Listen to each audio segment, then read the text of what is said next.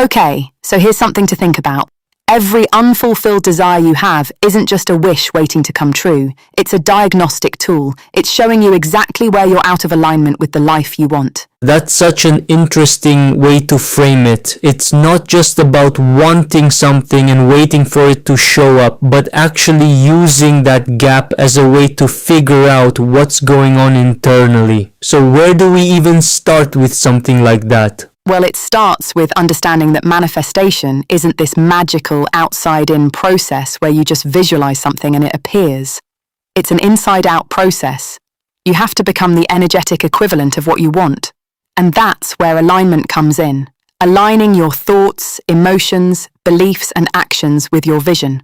Right? And that's where the idea of you don't attract what you want, you attract what you are really comes into play. It's not about chasing something external, but about embodying it internally. But what does that actually look like in practice? It looks like coherence. When your thoughts, emotions, identity, and actions are all pointing in the same direction, you're in alignment. But when they're not, when you're saying you want abundance, but deep down you believe money is scarce, or when you're visualizing success, but your nervous system is braced for failure, you're creating static. And that static is what keeps you stuck. So it's like you're broadcasting a fragmented signal, and the universe, or really your own behavior and decisions, can't respond clearly. That makes so much sense. But how do you even begin to untangle all of that static? You start by breaking it down into the 4 layers of alignment: cognitive, emotional, identity, and action. Each one plays a role, and if even one is out of sync, it can throw off the whole process. Let's start with cognitive alignment, which is all about your beliefs. If you say you want something, but you don't actually believe it's possible or that you deserve it, that belief is going to block you. And what's tricky about beliefs is that so many of them are subconscious. You might not even realize you're carrying around these limiting ideas about what's possible for you. So how do you even identify those beliefs? That's where self-awareness comes in. You have to get really honest with yourself and start questioning the stories you tell yourself about the world and your place in it. For example, if you believe that successful people are morally compromised, that belief is going to sabotage your efforts to become successful because deep down, you don't want to be that person. Oh, that's such a good example. It's like your beliefs are running in the background, shaping your decisions and actions without you even realizing it. And until you bring them to the surface, they're just going to keep holding you back. Exactly. And once you've addressed your beliefs, the next layer is emotional alignment. This one is all about the feeling state you habitually inhabit. If you're constantly in a state of wanting, that feeling of lack is what you're broadcasting. And that's what you're going to attract more of, lack. That's such a catch-22, isn't it? Because when you want something, it's natural to feel like you don't have it. But that feeling is exactly what keeps it out of reach. So how do you shift out of that state of lack? You have to practice accessing the feeling state of already having it. It's not about pretending or faking it. It's about genuinely tapping into that state of being. Ask yourself, how would I feel if I already had this? How would I move through my day? What would my energy be like? And then start embodying that. And that's not easy, especially if you've been stuck in a pattern of lack or scarcity for a long time. It's like you're rewiring your emotional baseline, and that takes time and effort. It really does. And that brings us to the 3rd layer, identity alignment. This one might be the most powerful because your identity shapes everything. It's like the lens through which you experience the world. If you don't see yourself as the kind of person who has what you want, it's going to be almost impossible to create it. Right? Because your identity is self-reinforcing. You act in ways that are consistent with who you believe you are. And those actions create results that confirm your identity. So if you want to change your reality, you have to start by changing your identity.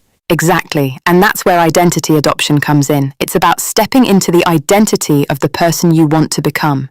If you want to be someone who's successful, you have to start thinking, feeling, and acting like a successful person now, not someday, but right now. And that's such a powerful shift because it changes the way you approach everything. You're no longer chasing success or abundance or whatever it is you want. You're embodying it. You're becoming it. And when you do that, your behavior naturally shifts, which brings us to the fourth layer, action alignment. This one's pretty straightforward. It's about making sure your actions are consistent with your vision.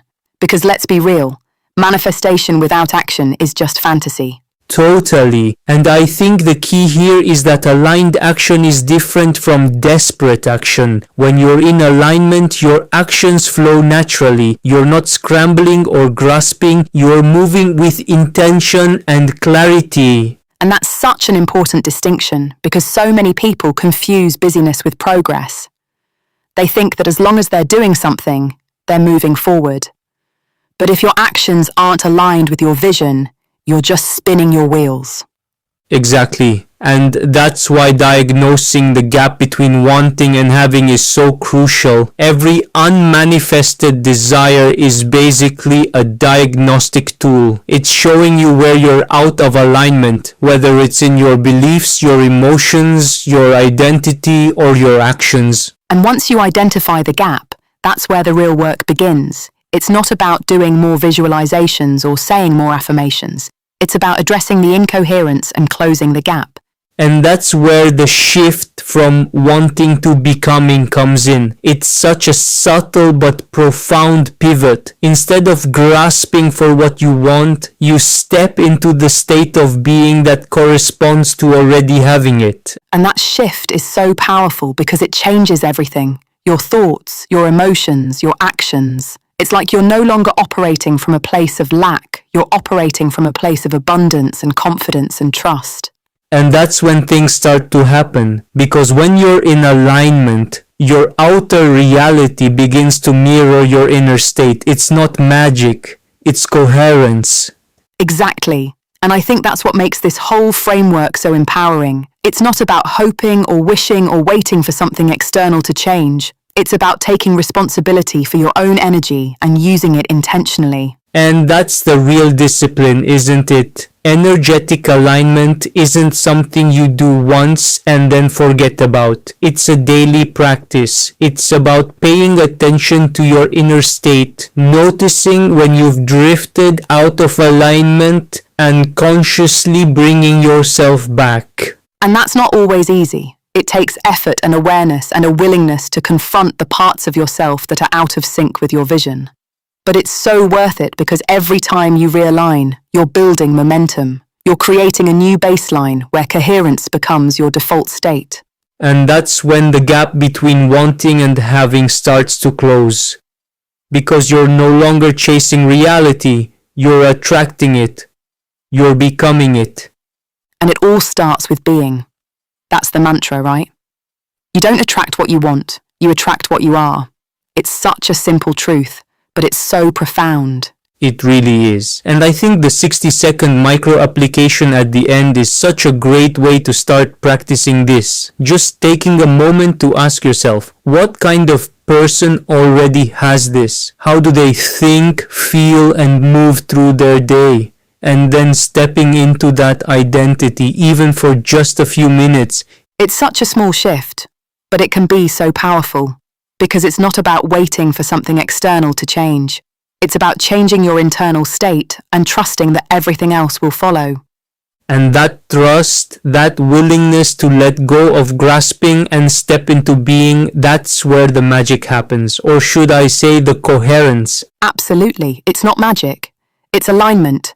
And it's available to all of us if we're willing to do the work.